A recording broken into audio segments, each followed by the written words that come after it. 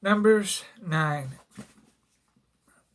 Jesus stepped into a boat, crossed over, and came to his own town.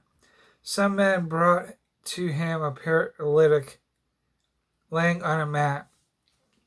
When Jesus saw their faith, he said to the paralytic, "Take heart, son, your sins are forgiven."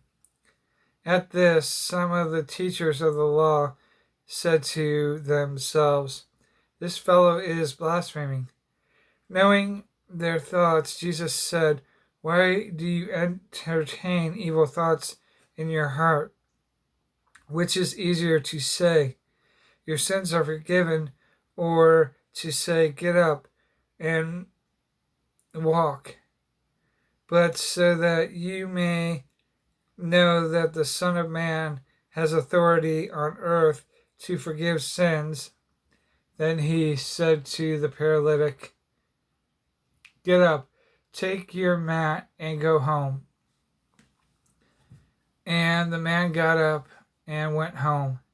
When the crowd saw this, they were filled with awe, and they praised God, who had given such authority to men. As Jesus went on from there, he saw a man named Matthew sitting at the tax collector's booth. "Follow me," he told him, and Matthew got up and followed him. While Jesus was having dinner at Matthew's house, many tax collectors and sinners came and ate with him and his disciples. When the Pharisees saw this, they asked his disciples, "Why does your teacher eat with tax collectors and sinners?" On hearing this, Jesus said, It is not the healthy who need a doctor, but the sick. But go and learn what this means. I desire mercy, not sacrifice, for I have not come to call the righteous, but sinners. Then John's disciples came and asked him, "How is it that we and the Pharisees fast, but your disciples do not fast?" Jesus answered, "How can the guests of the bridegroom mourn while he is with them? The time will come when the bridegroom will be taken from them, then they will fast. No one sews a patch of unshrunken cloth on an old garment, for the patch will pull away from the garment, making the tear worse. Neither do men pour new wine into old wineskins. If they do, the skins will burst, the wine will run out, and the wineskins will be ruined. No, they pour new wine into new wineskins, and both are preserved." While he was saying this, a ruler came and knelt before him and said, "My daughter has just died, but come and put your hand on her, and she will live." Jesus got up and went with him, and so did his disciples.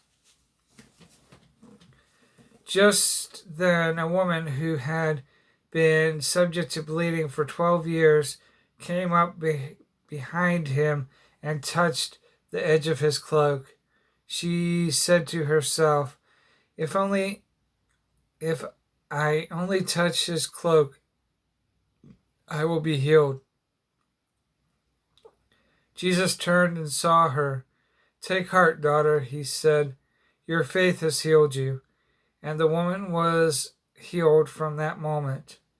When Jesus returned to when Jesus entered the ruler's house and saw the flute players and the noisy crowd, he said, "Go away. The girl is not dead, but asleep." But they laughed at him. After the crowd had been put outside, he went in and took the girl by the hand, and he got up, and she got up. News of this spread through all the region.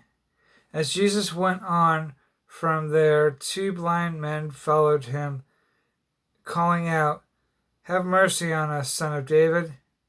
When he had gone indoors, the blind man came to him and he asked them, "Do you believe that I am able to do this?"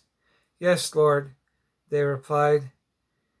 Then he touched their eyes and said, "According to your faith will it be done to you."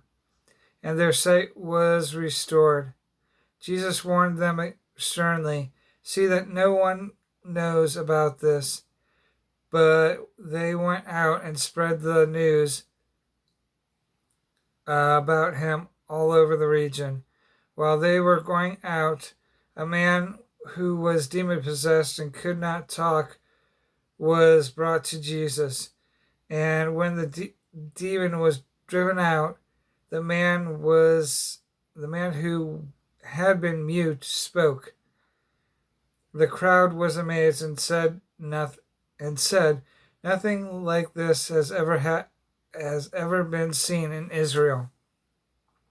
But the Pharisees said, "It is by the prince of demons that he drives out demons." Jesus went through all the towns and villages, teaching in the synagogues, preaching the good news of the kingdom, and healing every disease and sickness. When he saw the crowds, he had compassion on them, because they were harassed and helpless, like sheep without a shepherd. They said to his disciples, Then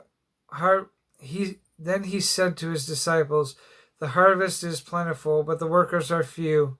Ask the Lord of the harvest, therefore, to send out workers into the harvest field."